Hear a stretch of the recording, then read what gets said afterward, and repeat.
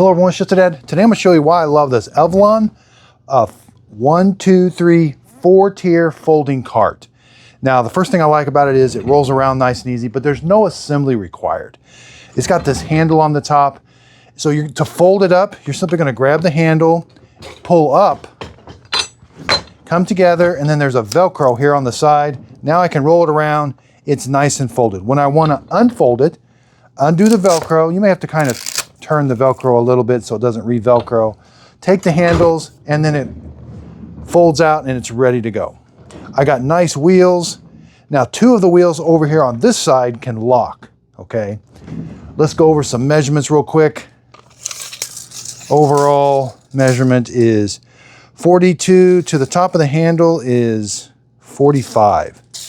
Now between each shelf, you can get about 10.5 inches is what can go in here, 10.5 inches. The shelf itself can hold about 20 by 15. Now let's fold it up again. With it all the way folded up, how tall is it? 53.5 inches. And again, so easy.